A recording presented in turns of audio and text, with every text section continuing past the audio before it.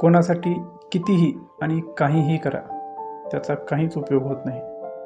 आयुष्य बिंदास जगा, कुणाचे वाईट करायचे नाही, कुणाचे वाईट चिंतायचे नाही, कुणाच्या मागे वाईट बोलायचे नाही. फक्त स्वतःशी प्रामाणिक राहून जगलं की काहीच कमी पडत नाही आणि फरक तर अजिबात पडत नाही. कुणासाठी वाईट वाटून घ्यायचं नाही. लोकांची विविध रूपे असतात.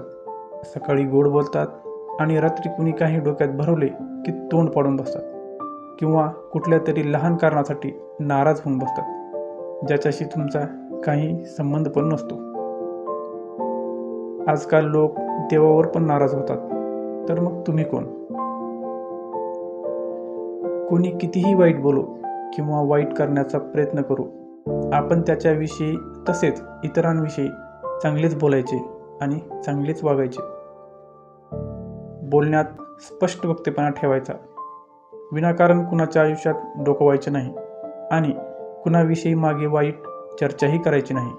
फक्त स्वतःबरोबर दुसऱ्यांचे हित चिंतायचे. कोणाच्या पुढे पुढे करायचे नाही. जिंदगी मस्तीत पण शिस्तीत जगायची. जसे थंड पाणी आणि गरम इस्त्री कपड्यांवरच्या सुरकुत्या घालवतात, तसेच शांत डोके आणि उबदार मन आयुष्यातील चिंता घालवतात. म्हणून नेहमी हसत राहा. तुम्हाला मिळालेले जीवन मर्यादित आहे, त्याचा पुरेपूर आनंद घ्या.